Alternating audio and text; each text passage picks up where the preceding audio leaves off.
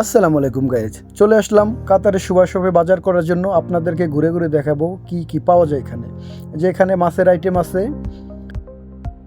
তো আমরা মাছ কিনবো না, আমাদের মাছ লাগবে না, আমাদের মাছ বাসায় আছে। এখানে খাসির মাংস, দুম্বার মাংস, গরুর মাংস এবং উটের মাংস আছে। এখানে উটের মাংসের দামটা একটু কম, খাসির মাংস, দুম্বার মাংস, গরুর মাংস দাম একটু বেশি। তো আমরা মাংস কিনবো না, আমাদের বাসায় মুরগির মাংস আছে, উটের মাংস আছে, আমরা মাংস এখান থেকে কিনবো না। তো এখানে আপনাদেরকে ঘুরে ঘুরে দেখাবো আরও কী কী পাওয়া যায়। আপনার নিত্য প্রয়োজনীয় যত জিনিস লাগে আপনি এখানে সব কিছু পাবেন। তো আমরা চলে আসলাম মাছ কেনার জন্য। এই যে এটা সিমের বিচি, এখানে মাছ আছে, মাছ কাটা এবং দো আপনি শুধু নিয়ে রান্না বাড়া করলেই হবে, আর কোনো কিছু করা লাগবে না। বাংলাদেশের সমুদ্রের সব মাছ এখানে পাবেন। তো এটা হলো আমাদের বাংলাদেশি ইলিশ মাছ। তো আমি দেখাবো ইলিশ মাছের দামটা কত হয়। 22 টাকা 56 পয়সা হয় ইলিশ মাছটার দাম। এটা একটু বড়, আবার এটা একটু ছোট।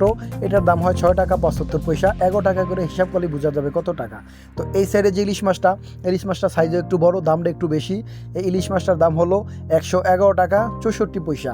তো এটার দাম প্রায় আসে 3,500 টাকার মতো। তো আমাদের সবজি লাগবে, তো আমরা যাব সবজির আইটেমে। যে এখানে সবজি আছে, সব ধরনের সবজি আছে। আমাদের চাউলও লাগবে, আমাদের চাউল কিনতে হবে, আমরা চাউল দেখব।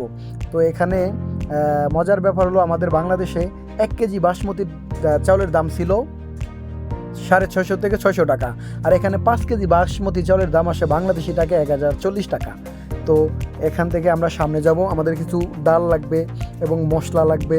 তো আমরা মশলা ডালটা আগেই নিয়ে গেছি। তো আমার চাচাতো ভাই জিজ্ঞাসা করলো কোনো ফুডস নিব নি, আমি বলছি না, কোনো ফুডস নিব না। তো এখানে আসি অল্প কয়েকদিন আছে, আসলে আমার মন মানসিকতাই ভালো না, কি খাবো আর কি কিনবো। যাই হোক, এখানে এসে একটা কাঁঠাল দেখলাম। এই যে কাঁঠালটার দাম 13 টাকা আসে।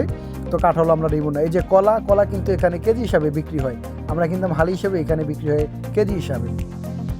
তো আমরা বাজার আগে করে ফেলেছি, এখন শুধু বিল দেবো আর বের হয়ে যাবো।